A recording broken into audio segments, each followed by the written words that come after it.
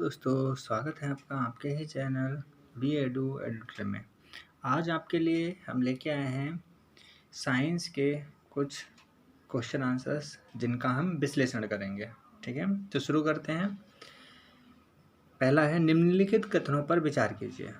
कौन से कथन है? नंबर 1, जंतु तथा पादप दोनों ही कोशिकाओं में प्लास्टिड उपस्थित होते हैं। नंबर 2, क्रोमोप्लास्ट और ल्यूकोप्लास्ट प्लास्टिड के दो प्रकार हैं। उपरोक्त में से कौन सा या से कथन प्लास्टिड के बारे में सही है? तो नंबर 1, केवल एक, बी, केवल दो, सी, के एक और दो दोनों, और डी, ना तो एक और ना तो दो।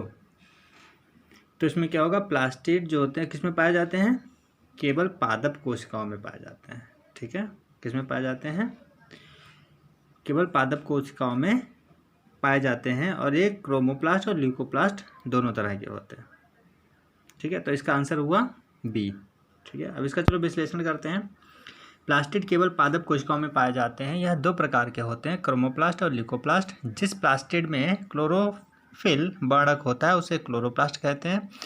पौधों में क्लोरोप्लास्ट प्रकाश संश्लेषण के लिए बहुत ही आवश्यक होता है। क्लोरोप्लास्ट में क्लोरोफिल के अतिरिक्त विभिन्न वर्णक भी होते हैं, जैसे पीला और नारंगी। ल्यूकोप्लास्ट प्राथमिक रूप से ऑर्गेनेसेल्स है, जिसे स्टार्च, तेल और प्रोटीन जैसे पदार्थ संचित रहते हैं।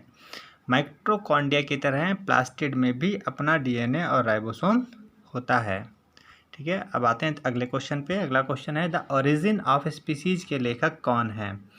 द ओरिजिन ऑफ स्पीसीज के लेखक कौन हैं? तो इसका ऑप्शंस देख लेते हैं। Ernst Haeckel, Robert Whittaker, Carl Bose या चार्ल्स डार्विन।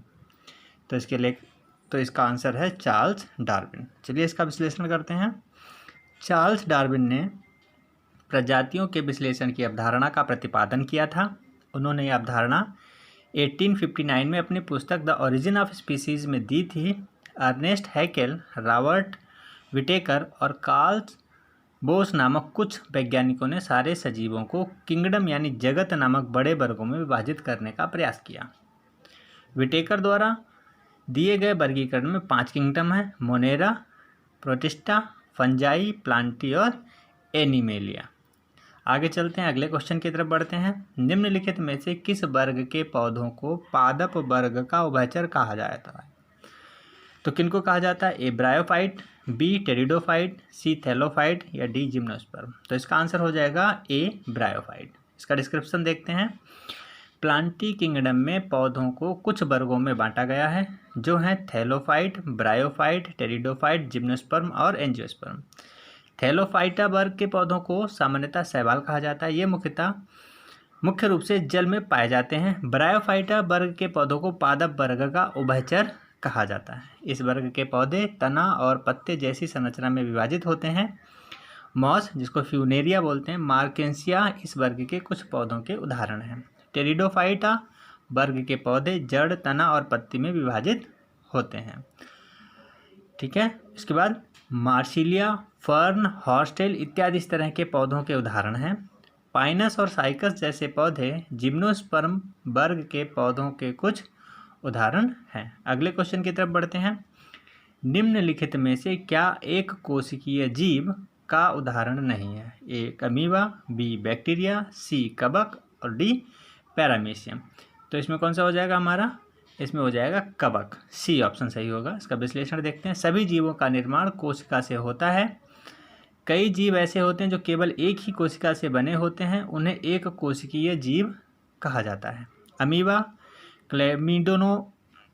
क्लैमिडोमोनास, पैरामीशियम और बैक्टीरिया एक कोशिकीय जीवों के उदाहरण हैं। इसके अलावा ऐसे कई सारे जीव होते हैं जो बहुत सारी कोशिकाओं से मिलकर बने होते हैं। ऐसे जीवों को बहुकोशिकीय जीव कहा जाता है। कवक, पादप और जंतु बहुकोशिकीय जीवों के कुछ उदाहरण हैं। ठीक है, आगे चलते हैं अगले क्वेश्चन की तरफ।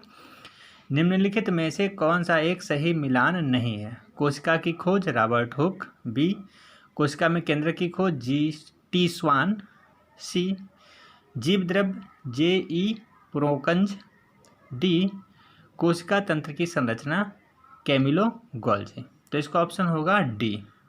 ठीक है, डी का क्या है? कोशिका तंत्र की संरचना, कैमिलो गोल्जी। चलिए इसका डिस्क्रिप्शन करते हैं। रॉबर्ट हुक ने 1665 में कोशिका का सबसे पहले पता लगाया था। रॉबर्ट ब्राउन ने 1831 में कोशिका में केंद्रक का पता लगाया था। J.E. प्रोकंज ने 1839 में कोशिका में स्थित तरल जैविक पदार्थ का नाम जीवद्रव्य दिया था। M. स्लीडन और T. स्वान ने कोशिका सिद्धांत के विषय में बताया था, जिसके अनुसार सभी पौधों और जीव कोशिकाओं से मिलकर बने होते हैं। वीडियो अच्छा लगे तो लाइक, शेयर और सब्सक्राइब करें। धन्यवाद।